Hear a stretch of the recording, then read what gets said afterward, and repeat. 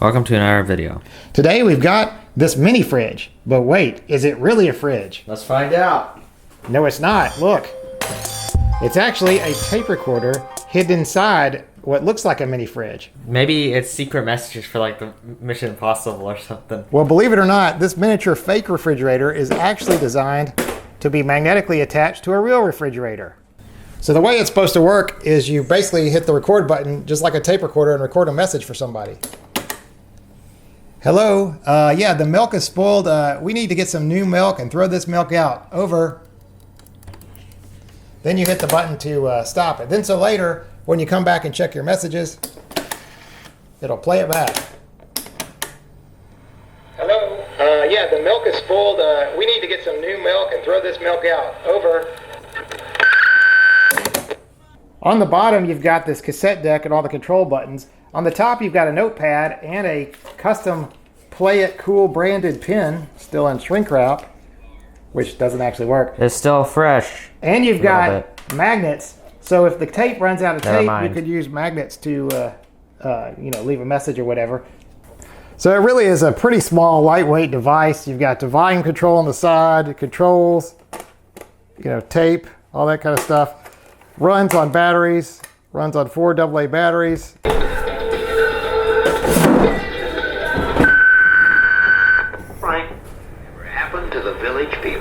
That's what listener Amanda Ray in Cottonwood, Alabama wrote in to ask about. So we checked it out. So is this a great product or what? A little bit. So what this is really just a stripped down battery powered answering machine. Back in the 1980s, cassette storage was used a lot. I mean, you see cassettes showing up in devices like answering machines, computer storage. You had some toys like robots and the locker answering machine for high school, or even like a military tape deck like we did in a video a couple years ago. As for the idea of managing your messages, this thing reminds me a little bit of the Memo Minder from Risky Business, a totally frivolous product. According to the New York Times, this was $49 at the Sharper Image in like 1988, or you could just buy a box of Post-it notes, I guess. But they continued to have these digital message products. Today we have the idea of a smart fridge, which I first remember seeing in the 90s Arnold Schwarzenegger movie The Sixth Day, but you can buy a fridge today that has just giant Android flat screen embedded in it. Totally, really, probably not necessary, but... Well, that adds to a grocery list. Yeah. People who are into gadgets, this is a product for you from 87. Anyway, that's about it with this. We're going to end the video with the repairs. And it wasn't working. We'll go through how I got it working again, and then we'll end the video. But that's about it. If you're interested in seeing the inside, stay tuned. Otherwise, we'll see you next time. We'll see you next time for another awesome video. Bye.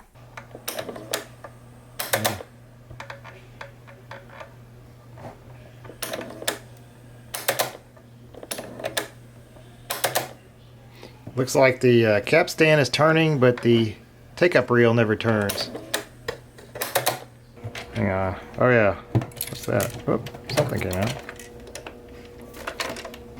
One file screw. So, anybody else who wants to take one of these things apart, there's nothing under the sticker. You take off all these, take off the front, and then take off that screw, and then, oh, that's the microphone down there. Okay, and the control board.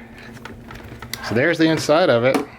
That looks like a cheap cassette mechanism, and this looks like the belt. So 3 more screws, and then this whole tape mechanism thing will be loose.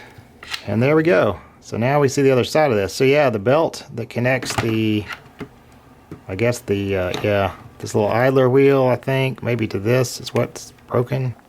I believe this is the proper belt thing here. It just kind of touches that and goes around this. When I hit the play button, seems like it's working. The take-up reel moves, and the capstan moves, and of course it stops because the sensor is on the rewind thing. So if I, oops, pulling a wire in there. If I stop moving that rewind sensor, it'll stop. So, Welcome to another awesome video from ACB Memphis. So it'll play, sort of fast forward.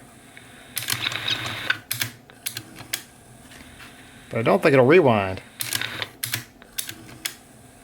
Hello, this is a test. Hello, over. What are you supposed to do when you're done? Okay. Now the message light is blinking. I want to play my message. I don't think it can rewind for some reason. Ah! So I finally fixed the rewind problem. And let's see. What that was is, believe it or not, this thing back here. So somebody had bent this thing that holds the cassette in so far forward that it was pressing against the capstan and slowing it down. I guess just wasn't causing any problems in forward mode. So I simply bent that back a little bit. Never seen anything like that before, and everything seems to be working. What do you think of the system here? That's pretty cool. I like how they said we gotta throw away the milk. I got some fireworks left over from 4th of July. I have an idea. Okay.